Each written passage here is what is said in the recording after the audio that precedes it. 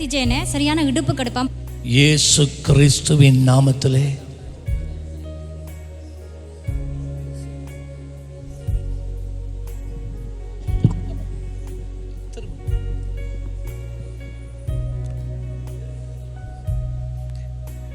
இயேசுவின் நாமத்திலிருந்து இடுப்பு கடுப்பு இப்பொழுது நீங்குவதாக. எவ்வளவு காலம்?